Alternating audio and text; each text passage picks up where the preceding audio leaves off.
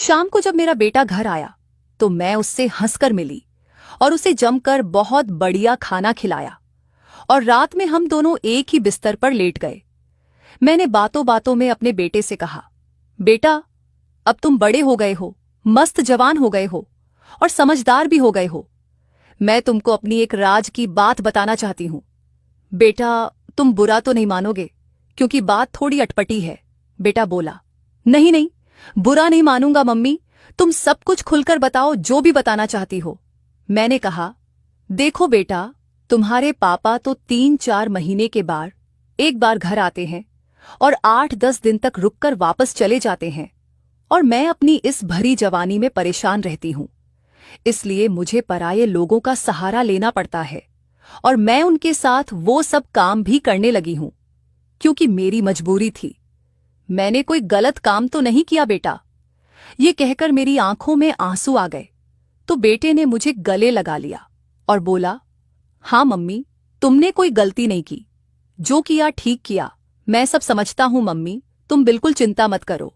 मैं फिर खुलकर बोली, बेटा मुझे एक मर्द की बहुत सख्त जरूरत थी तो मैं पहले एक आदमी के और उसके बाद दूसरे के संपर्क में आ गई तो उनके साथ भी वह सब काम करने लगी। इस तरह मैं अपने तन और मन खुश करने लगी। लेकिन अब मैं सोच रही हूं कि जब हमारे घर में तुम हो तो मैं बाहर क्यों जाऊं।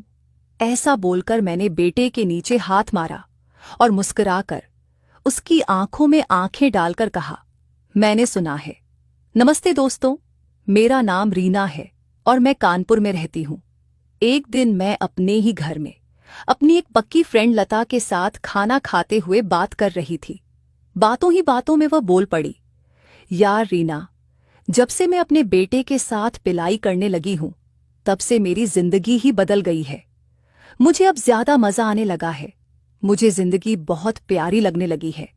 मैं अब और ज्यादा मस्त हो गई हूं, निडर हो गई हूं और साथ ही साथ बेशर्म भी हो गई हूं। मुझे अब किसी की परवाह नहीं है। मैंने कहा, लता तुम सच कह रही हो या मजाक कर रही हो? वह बोली, मजाक नहीं यार, मैं सच कह रही हूं। मैं अपने बेटे के साथ पिलाई करती हूं। मैं अपने बेटे का औजार अपनी फुदी और पीछे दोनों में अंदर करके मस्त पिलाई करती हूं। मैंने कहा, अच्छा, तो तेरे बेटे को अपनी मम्मी की फुदी में औजार अंदर करने में शर्म नहीं आती क्या? वह बोली, अरे यार, जब उसकी मम्मी को अपनी फुदी में बेटे का औजार अंदर करने में कोई शर्म नहीं आती तो बेटे को क्यों आए? मैंने कहा, यार मैं भी अपने बेटे के साथ पिलाई चाहती हूं। जब से मैंने एक बार उसका टनटनाता हुआ मस्त औजार देखा है तब से मेरी फुदी में चींटियां रेंग रही हैं। मेरी आंखों के सामने